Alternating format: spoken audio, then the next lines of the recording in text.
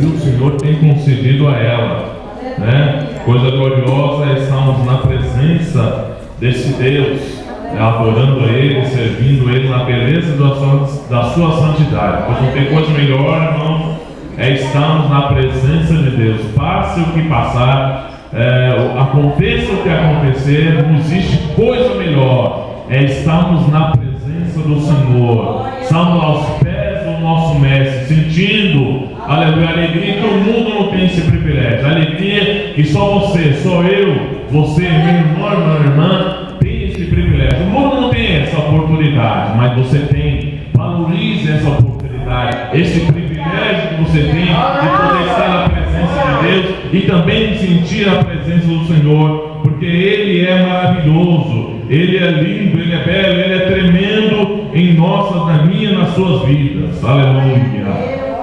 Eu quero deixar só um versículo aqui para a meditação da minha irmã, que se encontra no livro do profeta Isaías, capítulo 60, versículo bastante conhecido, que diz aqui, a palavra do Senhor no livro do profeta Isaías, capítulo 60, versículo 1: levanta-te e resplandece, porque já vem a tua luz, e a glória do Senhor vai nascendo sobre ti. Verso 2: porque eis que as trevas cobriram a terra, e a escuridão os povos, mas sobre ti o Senhor virá surgindo, e a sua glória se verá sobre ti. Esse é o versículo desse para a meditação da igreja e para minha mãe também, né?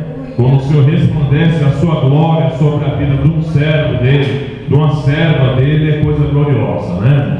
A glória do Senhor, aleluia, sobre as nossas vidas é algo que não tem como mensurar, não tem como, aleluia, expressar por palavras a glória do Senhor na vida do seu filho e da sua filha. Amém? Eu agradeço a rica oportunidade em nome de Jesus.